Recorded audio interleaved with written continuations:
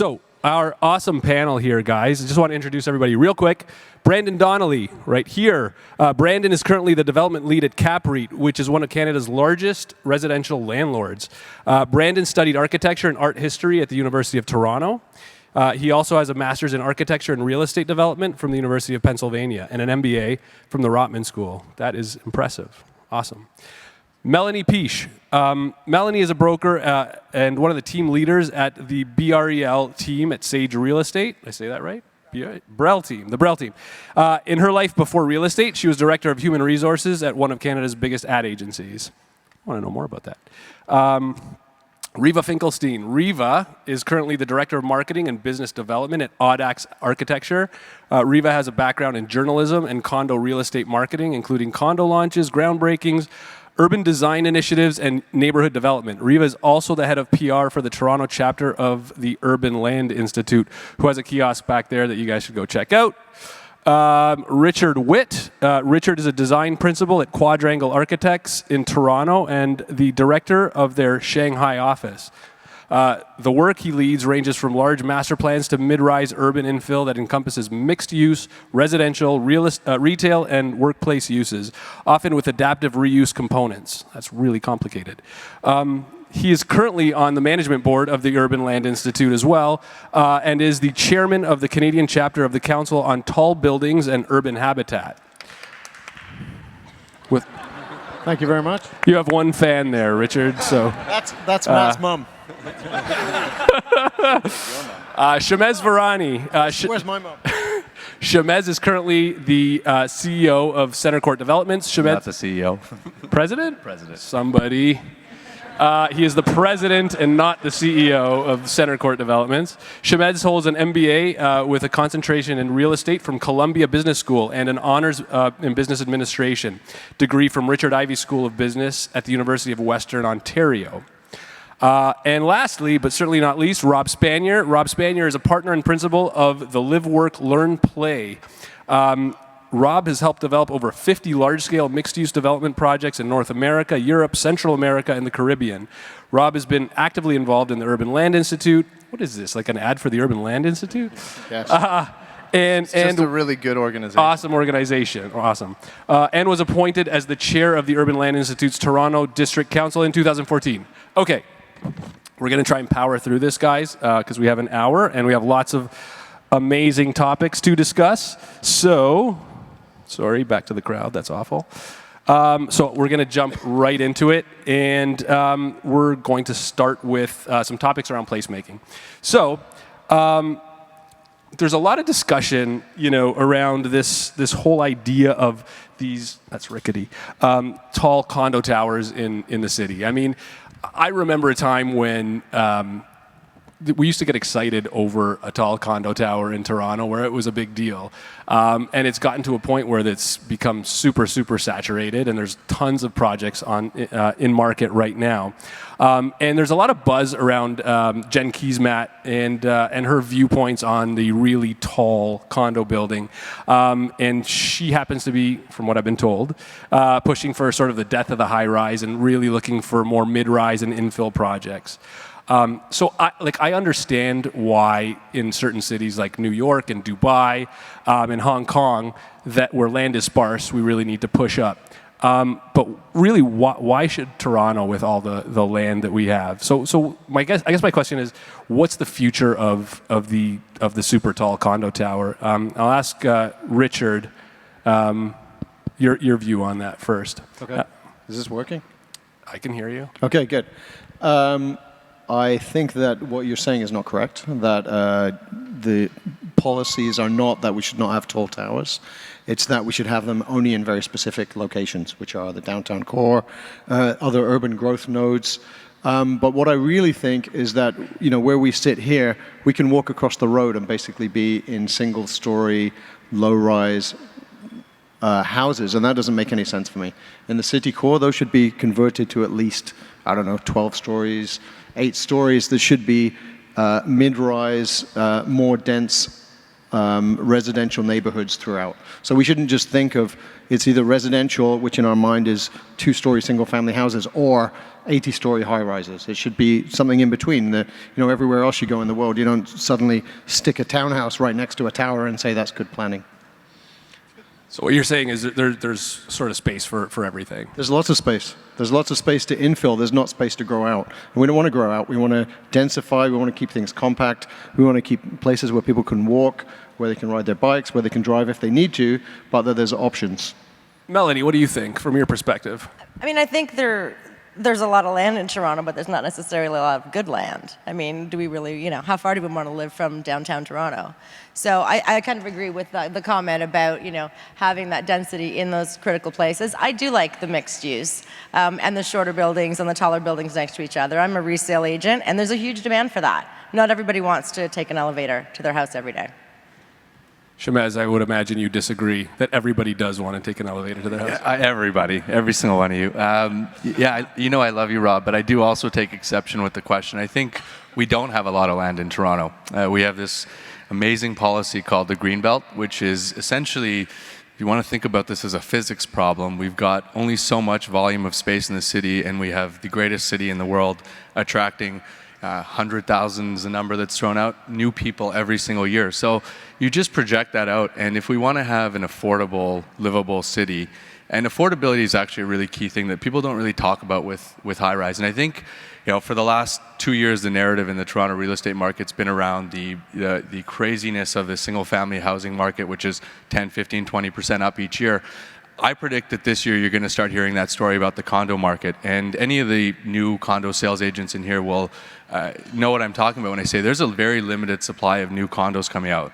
And I know that'll probably shock a lot of you who look at the towers or at all the cranes, but the reality is we're, as developers, struggling to find good development sites. So if we want to be able to accommodate the influx of people that are coming to the city and not have huge appreciation in prices because of a lack of supply, we have to build up. So I know, policy at the city is around mixed-use, mid-rise forms, but they also have policies around affordable housing, and I do think that they're in direct contrast. So, today the norm on a high-rise is 40 to 50 stories. It wouldn't, I would go to say that in my lifetime we're going to be talking, 80 to 90 being the new norm for high-rise towers. 80 to 90 stories, that's crazy. It'd be pretty awesome. That's not crazy at all. That's really small. I mean, that's tiny.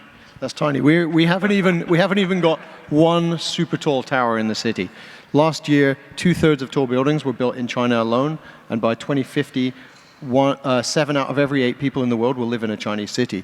We're still thinking that we're a big town living in big towers. They're tiny. They're really short.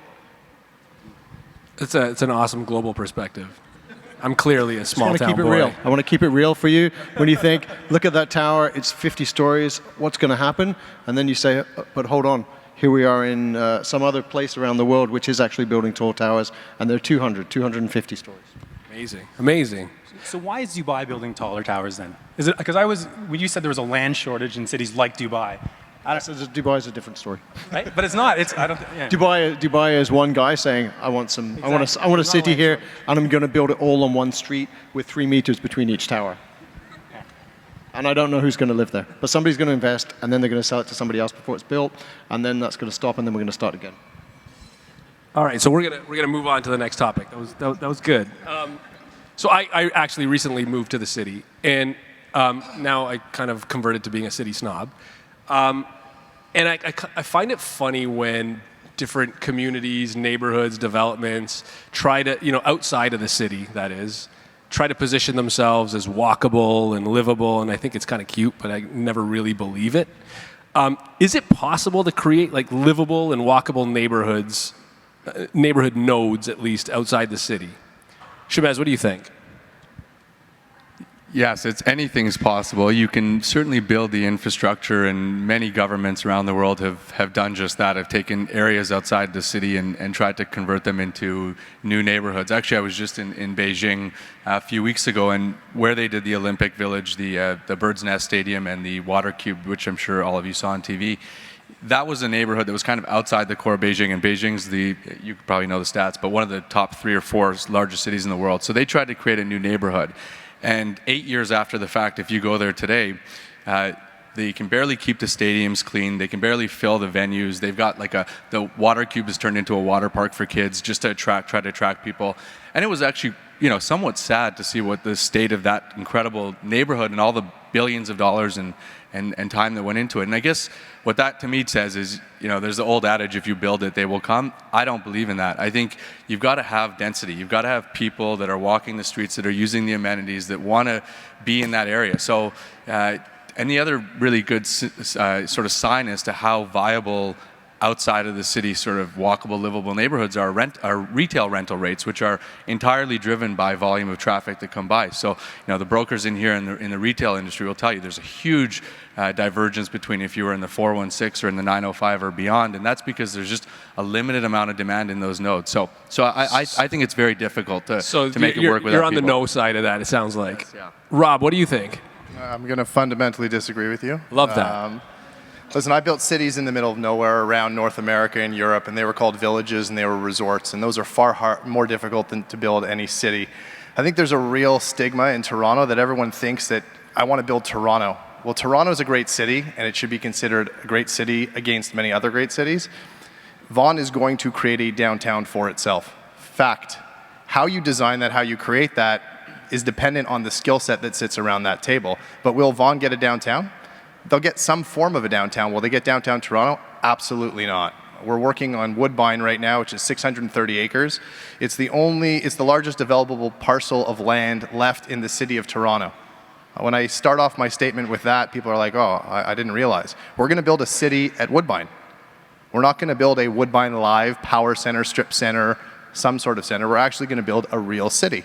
What does a real city require? Lots of different things. Am I building Toronto? Absolutely not. So I think the fundamental flaw is that people look at it through the view of, are you building Toronto? We're about to start fixing downtown London. How many of you have been to London, Ontario? Raise your hands. Arguably one of the most challenged downtowns in Ontario, with one of the greatest universities in Ontario. Why is that? I didn't go to Western, great university, fun place to be. But the reality is their downtown is terrible, and they need to fix that. And if you don't understand the fundamentals of what makes London, London, then yeah, you're never going to be Toronto. So I think that there is room for improvement on the downtown scene, but your expectations have to be varied across the different sizes in the communities. Yeah. Richard, what do you think? What do I think about whether we can? Are you talking about Oakville or Mississauga? Yeah, or so where? like not doing it in Toronto. Is it possible I think to have the question, a vibrant? walkable is a bit of a catchphrase at the moment. Everyone wants walkable.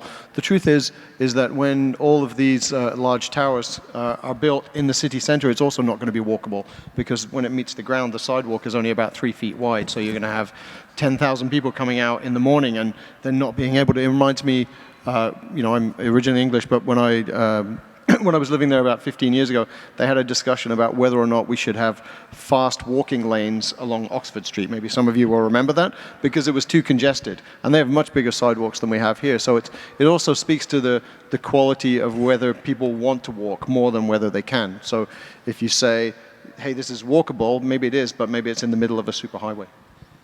Cool. Like Vaughan, maybe.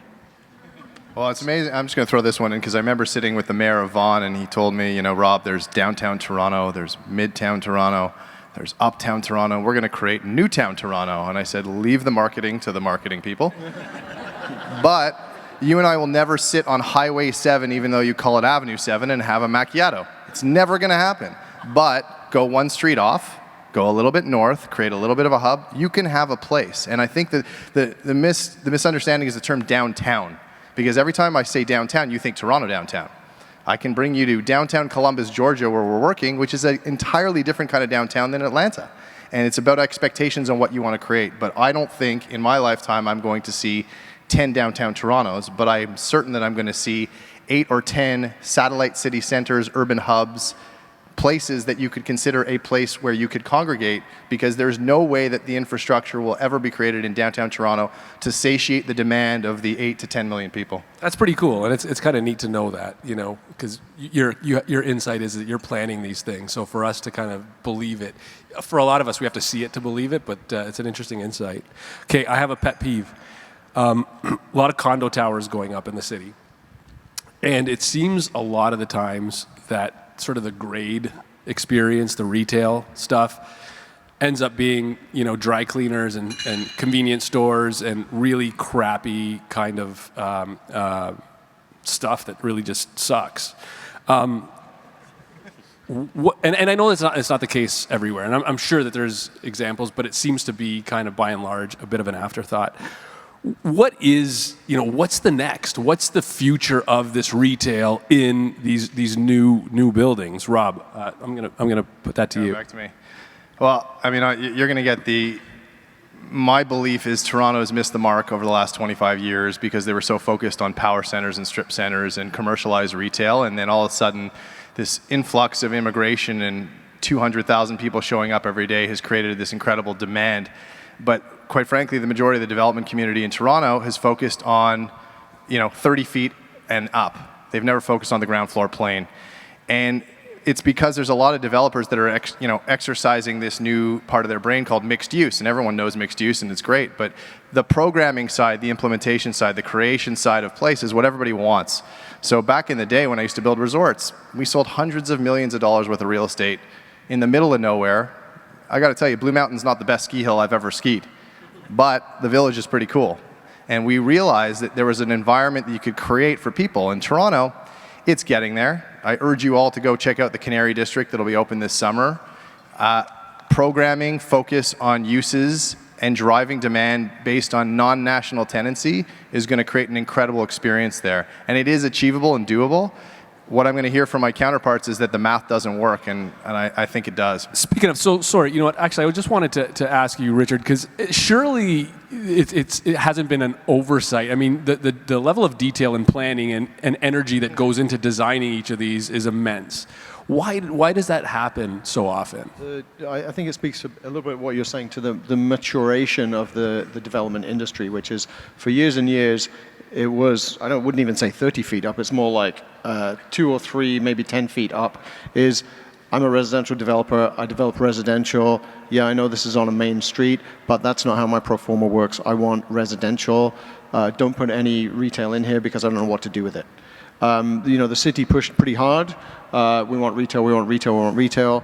Then we were forced to include retail as part of the building, but weren't given a remit to make that retail great.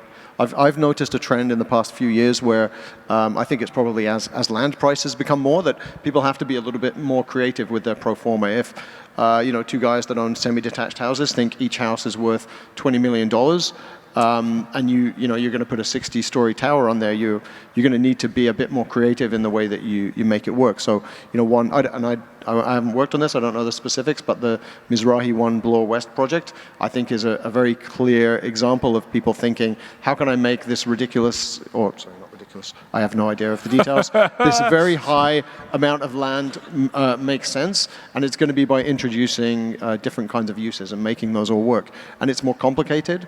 It's not as easy. The maths are. I'm sure that you can speak much better to this. But Shamaz, you should talk about the project that's literally, 30, 40, 50 paces from here, and the retail you guys did. I would love to talk about that project, our project. So it is right around the corner, and we had about 5,000 feet of retail, and we broke it up into really good small pockets, a Starbucks at the corner, but then 2 local startup food vendors that have gone in and have been great contributors to the neighborhood.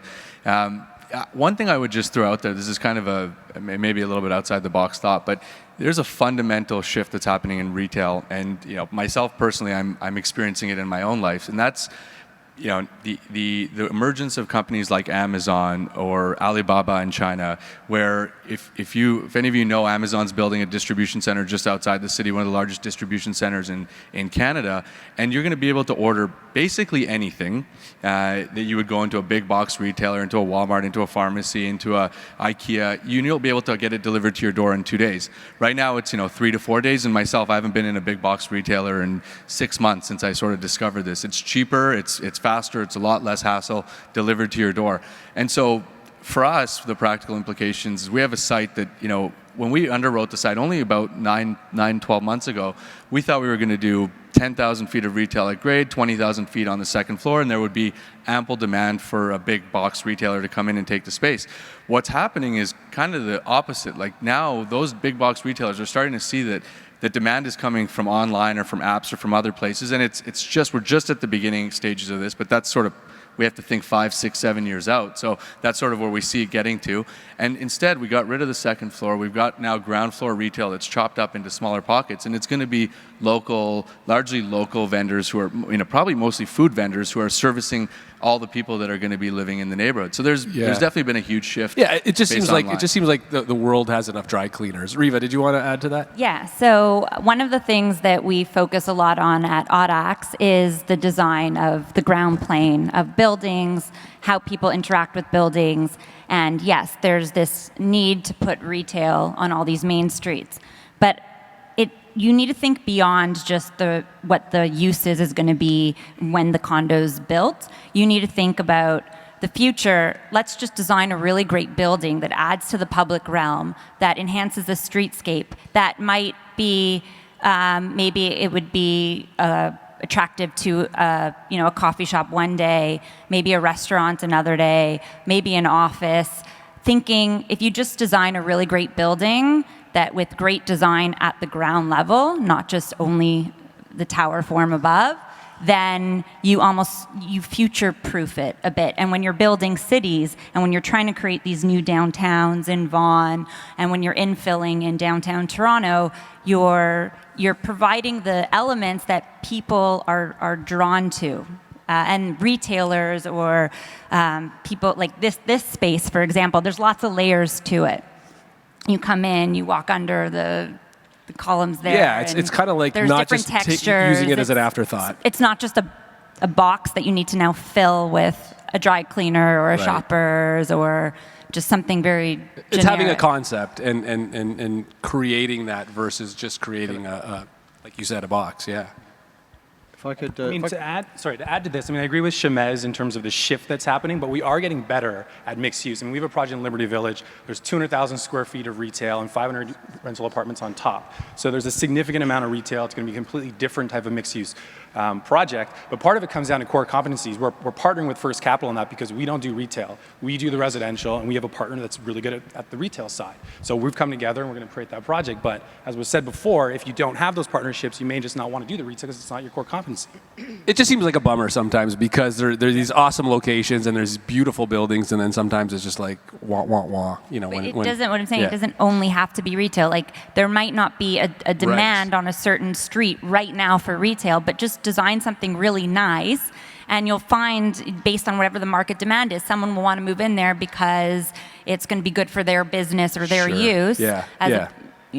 Opposed to just thinking, okay, we just have to put retail, so let's just do something generic. Remember where this comes from, right? It's not that let's just put retail there. There's policy frameworks that are really interesting in the city, and I think there's a fundamental disconnect in the policy universe between demand and absorption and programming. I've said this a lot of times. You cannot have a there everywhere. Retail at grade is a fundamental flaw in the planning policy because it's not always going to work. What are you going to put there? Well, who are your end users? How much time and money are they spending? What are they looking for then and there? And you can then create it. The challenge is, as a developer, your time value of money I'd love to wait for something great to show up, but that doesn't really work in a pro forma. Yeah, I'm gonna shift gears. Can I just say one of the fundamental problems is that the time frame of residential, particularly market residential, and the time frame of retail don't work together. Right. So we're working with one client their objective is retail, but they've got a great tenant, we've got a great space, we've designed it with retail being the driver, but the residential, it takes 3 years to get some approvals when it's as of right. So, it's a challenge. Timing's definitely part of it. Yeah, for sure. So, okay, going to shift gears a little bit.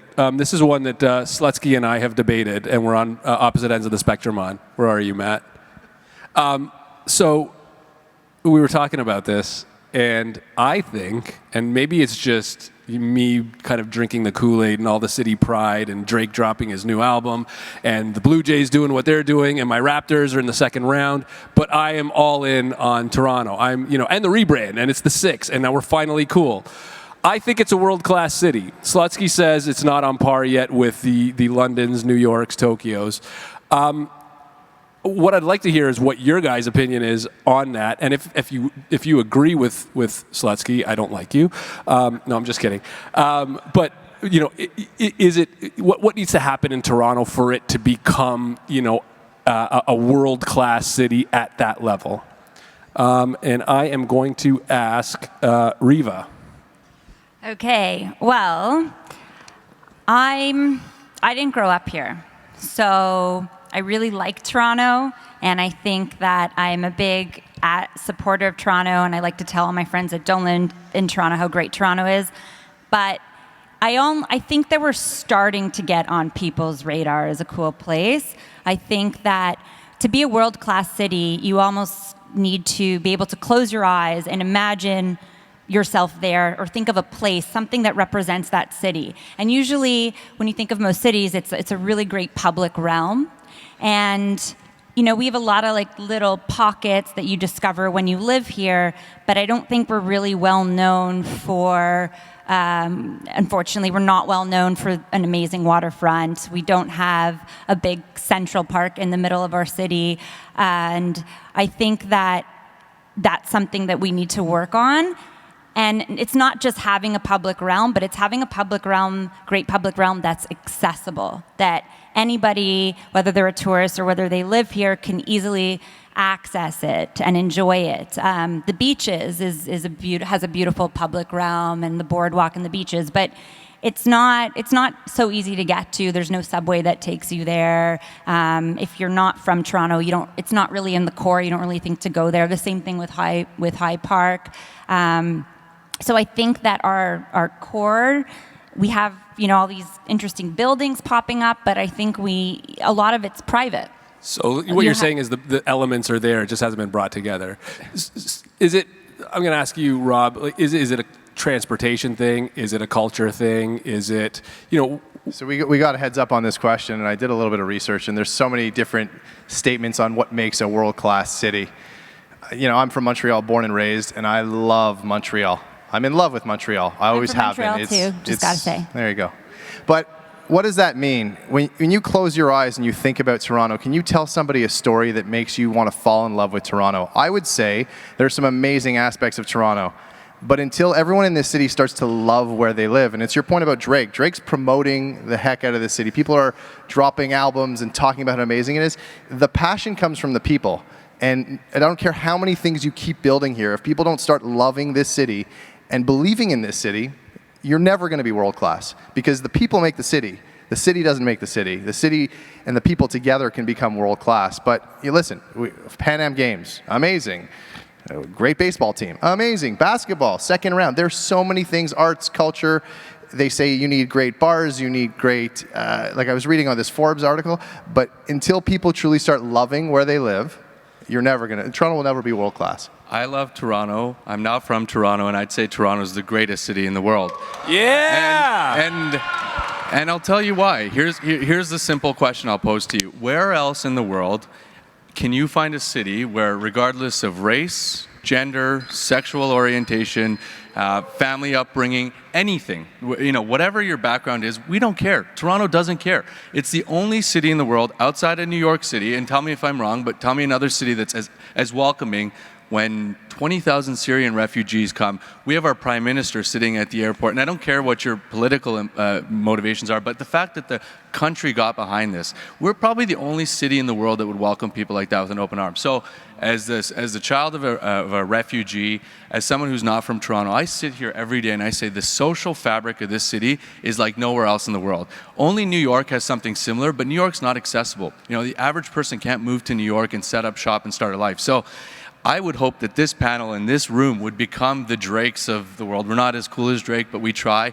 But everybody in here should take an approach that Toronto has this social fabric. And I agree. I agree with Riva. We don't have necessarily the city infrastructure or the monumental physical place or space that everybody refers to. But think about what I just described. The social fabric of the city is like nowhere else in the world. And I'd say the social experiment of truly creating a global city is working in Toronto like nowhere else in the world. And I'm not the proof of that. Look at how many people from around the world want to move here, want to invest here. This city's working, and everybody in here needs to have a little bit more swagger about what's happening in Toronto. Ladies and gentlemen, I want you to turn your attention to Drake. No, I'm just kidding.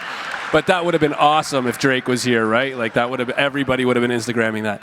Yeah. What do you think, Brandon? No, I mean, I agree with Shemez. I think Toronto's an amazing city. I'm born and raised in the city. But I feel like I always hate that question. It's not just you who asks it. We're obsessed with this world-class idea. And I think it reeks of insecurity. It kind of distracts from kind of more direct questions around livability, our position as a global city, the kind of flows that we have through the city, people, goods, finance, capital, people. We're really good at people flows in this city. Obviously, there's things that we can do better in terms of, I think now the shift towards information, data, technology. We need some really big tech companies to go public here. We need those types of things. But I wish we were a little more arrogant about this city and just accept the fact that it's awesome and just go with it. That's part of why we're awesome, was we're not arrogant. This is not your question. I mean, I don't think there's going to be too much dissent. Toronto's a great place to live. It's a great city, but that doesn't mean that it's a world-class city. Do we even want it to be a world-class city? Yeah. I think it's an economic question. Are we renting our office buildings for $65 a square foot US, which is probably like $300 Canadian at the moment? Are we renting it for 65 net? Is Coach Purses taking 500,000 square feet? None of those things are happening, and they're not happening anytime soon. But those things don't make a great city. I'm not like Paris is a great city. I didn't say great. I said world class. No, but even world class. I mean, we don't think of Paris and London and New York because of the square footage cost. No, we think of it because they're a destination. Because if the headquarters want to show up, that's where they go. Yeah, I mean, Toronto has a confidence problem. Those cities aren't sitting around like, are we cool? Are we cool enough? Yeah, we need a Drake to kind of give us some swagger, right?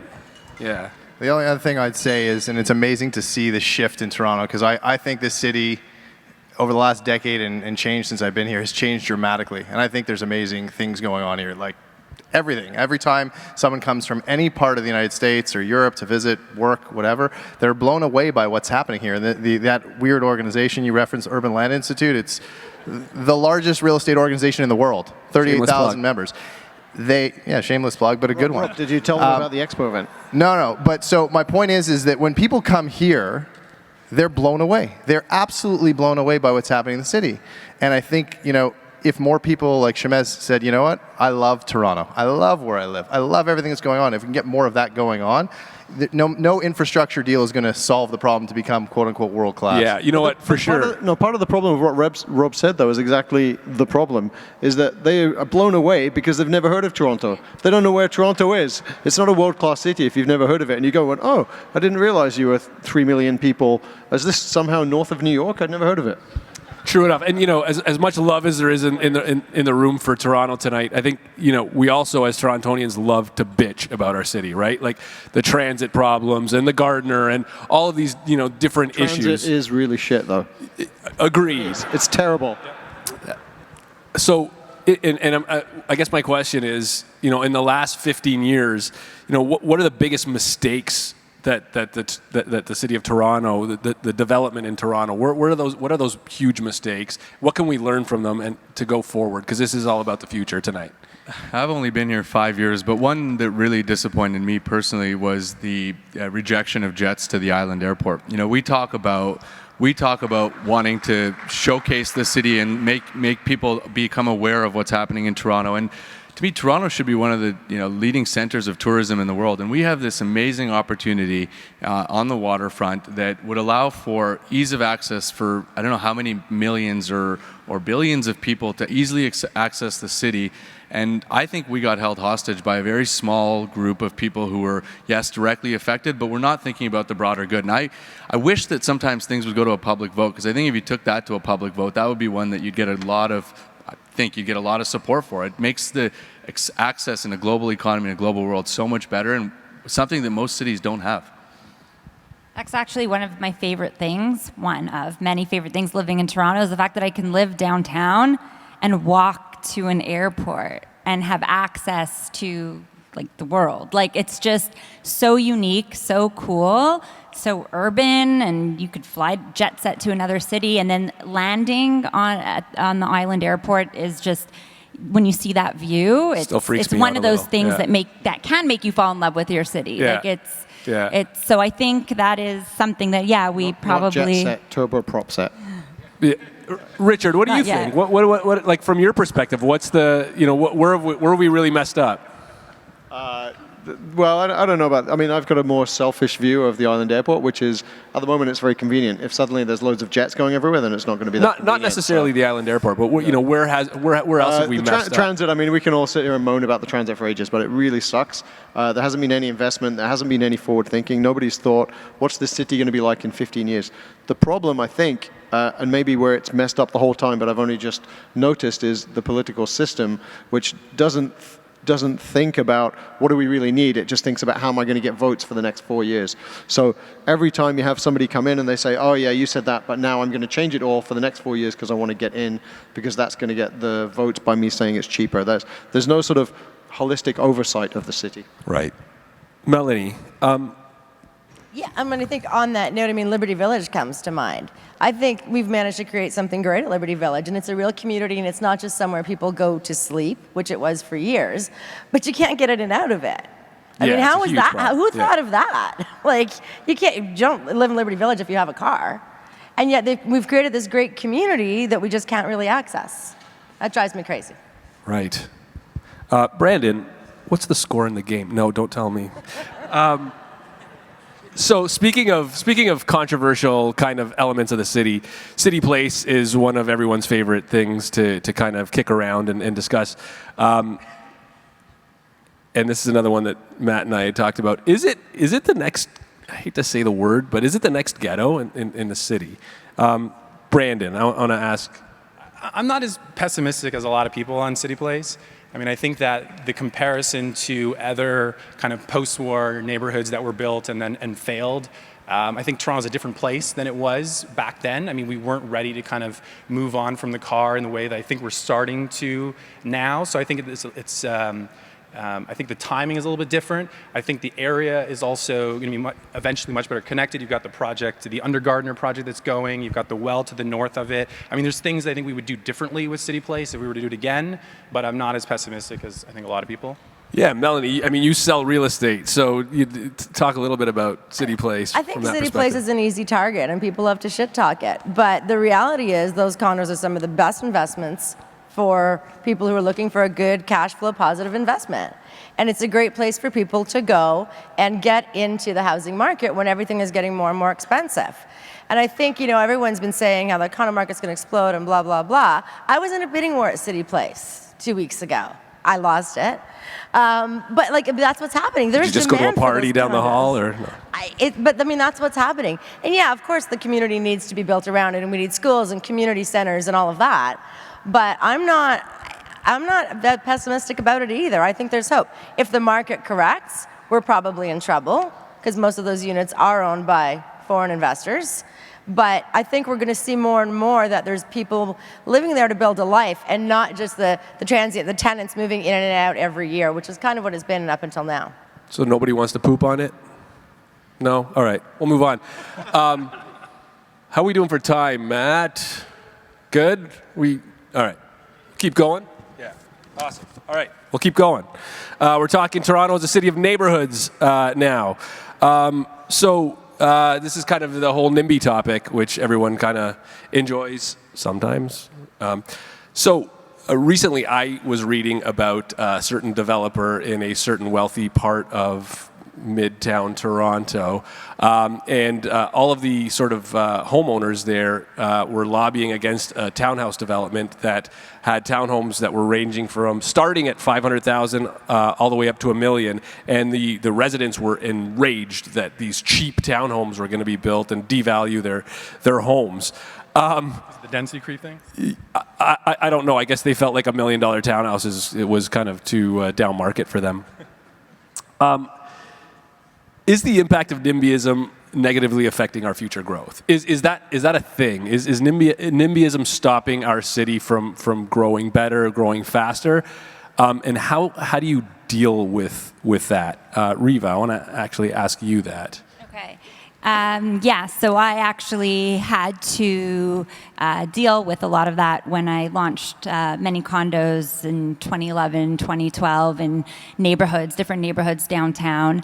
And it's there. You have to deal with it. You have to find a way to work with the community. The city's growing and needs to grow in, in the core, needs to grow where there's transit, needs to grow where people want to live. Why should it only be a select few people that get to enjoy the parks and the cool boutiques and, being close to a bus and streetcar and stuff? So you need to work with the community and kind of understand what they're actually fearing. Is it that they don't like Toronto and they don't want Toronto to grow? Not really. They are aware of what's happening.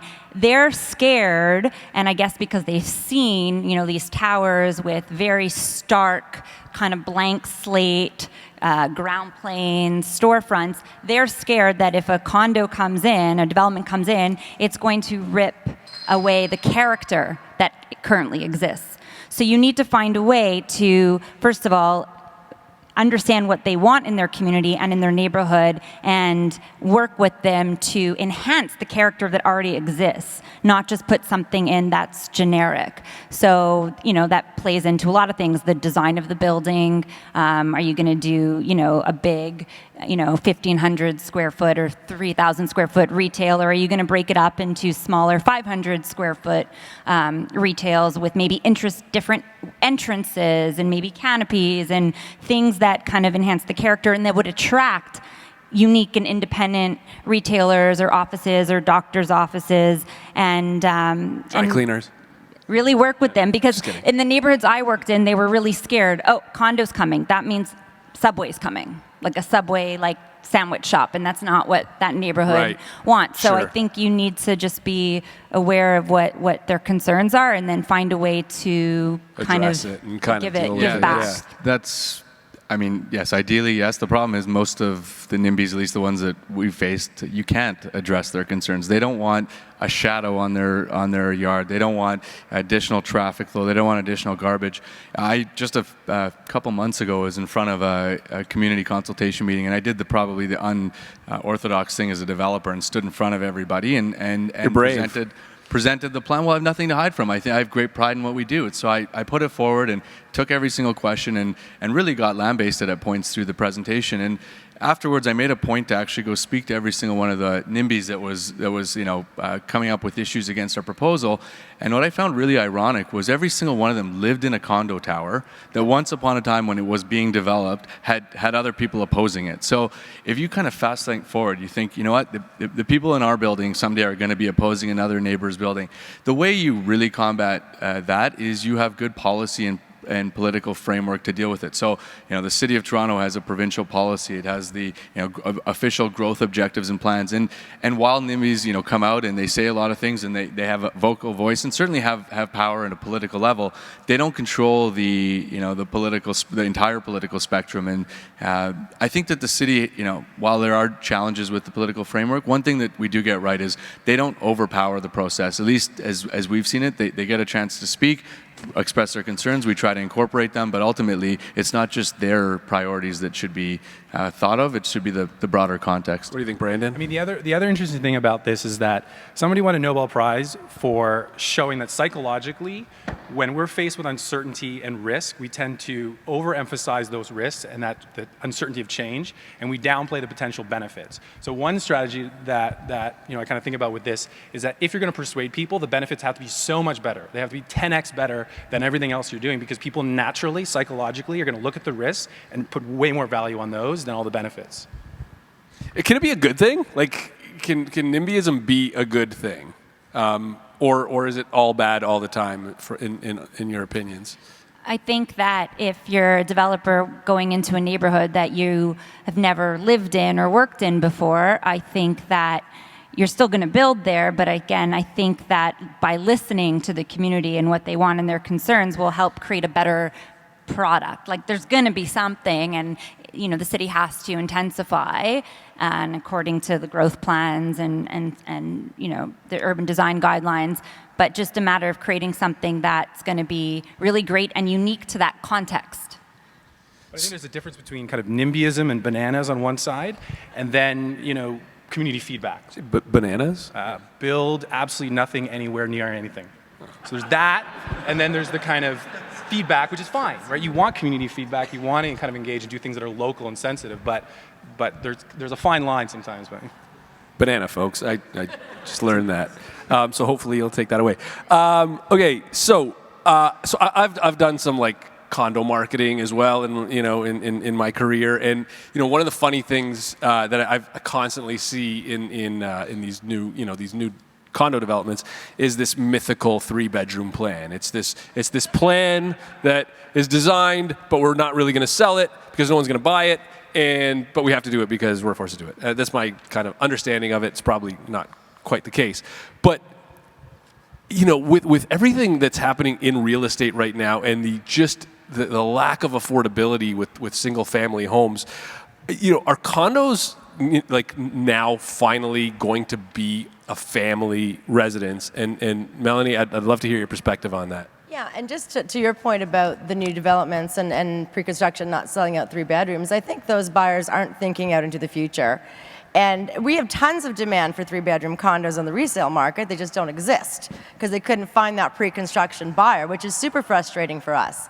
And the last, I would say probably 6 months, we're finally seeing what we've been talking about for years, which is the house buyer moving into the condo and the townhouse market. And we've been waiting for this for a long time, and now that is pretty much unaffordable unless you've got over $1 million to live anywhere in central Toronto. We're seeing people going after the townhouses. So like the last 4 months, probably every townhouse has had bidding wars, going 50, 75,000 over. That just doesn't happen in the townhouse market. And 30% of condos last month sold over asking downtown.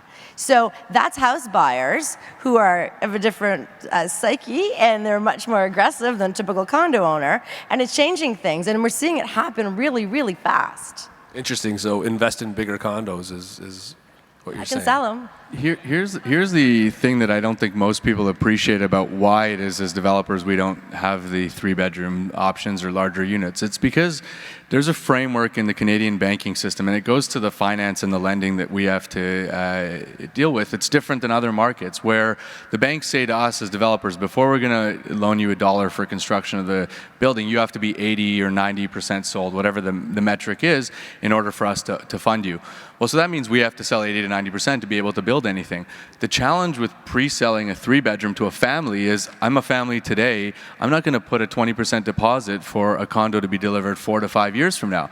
So, and you go to a city like New York or Miami or London or other places in the world, the banks don't put those regulations in place on developers. What they say is, you build it, you have a good business case, a good pro forma, a good plan, and people will come and will buy it. Now, I do believe there's demand for 3 bedrooms. I absolutely do. The challenge is we can't sell them. We can't pre-sell them. So if we can't pre-sell them, that means we can't build it. So it's a challenge that I don't think people always want to point to the developers and say, you don't like 3 bedrooms. No, I'd love to develop 3 bedrooms, 4 bedrooms, who knows, whatever. But challenge is to sell them, pre-sell them. And the other comment is, let me just jump in for 2 seconds. It's interesting, if you think about New York and you look at what goes on there, you've got people who are vying for the apartment next door, the condo, the what have you, to sort of expand their universe. I think that we're also in a very early cycle stage of, sell. I think the best developers in Toronto, and what I've seen, is they're trying to really think about how flexible the next generation of that condo is going to be, from where the bathrooms are, where the walls are, what could co-locate. And they're probably still selling the 1-bedroom or the studios, but co-locating these situations for the next opportunity. So but what you're saying is combining eventually you're going to see a lot of combination. But to Shemez's point, you're developing time value of money. And if you think about the framework of approvals here, you've got to budget 4 to 5 years in certain cases if you don't go to the OMB. And then you've got to get your financing, then you've got to get your pre-sales, you've got to get into your construction. And so the time lapse is really critical. And so I think what's going to end up happening is there's going to be like a stringent demand of retail of, okay, now you have to have this many units, and it's already happening. And then you're going to see this flexibility situation happen. They're going to be, in certain cases, the first units or the last units to sell, and then they're going to get broken up differently. It's a shitty disconnect, actually, between the developer issues and the real, I don't want to say real world, but people who are actually looking for these things because they're like unicorns. These 3-bedroom units just don't exist. And I think to that point, nobody dreams that they want to put their family in a 3-bedroom condo 4 years from now. That's nobody's dream. Everyone's dream is the detached house. The reality is very different. There's nothing for them to buy. I mean, on the rental side, we're very interested in larger units and family-sized units, and we're different in that we don't pre-sell, so we don't have the same sort of challenges. When we start leasing, the building's ready in terms of new development, so we kind of sidestep that. So we're actually really interested in that because we compete with the condo rentals in the secondary market. And so we think there's an opportunity to do those larger units. Hopefully we'll see more in the future. Cars, big topic. Transportation sucks in the city. Millennials not really into buying cars. There's car share is pretty ubiquitous. We're talking about self-driving cars now. I think Beverly Hills actually just went to an all automated car thing instead of their current transit. It's happening. But we're still building houses, townhouses with garages. We're still building condos with parking garages. Should we be building houses, condos, etc., with less or no parking? I mean, I think we're still seeing a lot of demand for that parking because the millennials are paying for their houses with mom and dad's money. Mom and dad say you need a parking spot. I think we're a generation away of that changing. But I mean, the trend line is definitely towards fewer parking spots. I mean, we have a lot of older buildings, 60s and 70s, that we look at, and the parking ratios there were 2 spots per unit, 1 spot per unit, and 2/3 of the parking garages may be empty because people just don't have the cars for it. So I think the trend line is towards fewer, but it also depends on the location, the area. I mean, we're talking before about kind of urbanizing the suburbs. I mean, a lot of those areas are not conducive to not driving. I mean, so you still need those in those areas, but in the city, it's certainly easy to get along with it. I mean, I barely drive, so. I think we should be building, this is something we talk about a lot at Audax as well, how we should be building buildings to accommodate the future of driverless cars. So picture a fleet of Ubers that are all driverless. So now you don't have car ownership and you're just kind of hopping on and off these vehicles that are in circulation on our roads. So you need to also think about drop off and loading zones as well for buildings, and maybe you don't need a parking garage at all, or maybe you have some type of storage space that could be flexible. It could be part for parking, it could be for something else, it could be a service station for driverless cars, and just thinking a bit out of the box, not just the conventional form of, okay, you need your underground parking garage and you need this much space, and just being a little bit more futuristic. And it can open up a lot of new design possibilities. Awesome. I'm going to start to wrap things up here. But before we do, one last rapid fire question. You guys are not prepared for this. Too bad. We're going to play a little game here. You're going to answer with either in my backyard or not in my backyard. Okay? This is rapid fire, so keep it quick. Okay, Brandon, self-driving cars. In my backyard, not in my backyard. In my backyard. Melanie. In my backyard. In my backyard. Self-driving cars. Not in my backyard. I like driving. I don't have a backyard, but if I did, not in my backyard. Simple backyard. rule. In just my backyard. in my backyard. I thought it was funny. In my backyard. Awesome. Next, 5 years of transit construction. In my backyard, not in my backyard. In my backyard. In, but painfully so. In my backyard. In somebody else's backyard. In my backyard. Get going and hurry up. Awesome. Marijuana dispensaries. In my backyard, not in my backyard. In my backyard. Already in my backyard. Same as you. Yeah, whatever. In my backyard.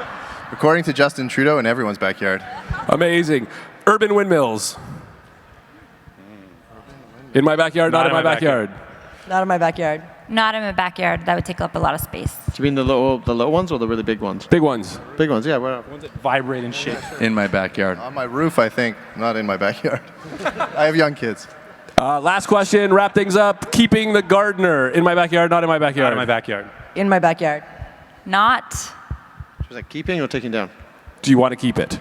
I want to take it all down or take none of it down. Take it all down. Yeah, gone. Ladies and gentlemen, our awesome panel. Thank you guys so much. Thank you, panelists. Awesome job.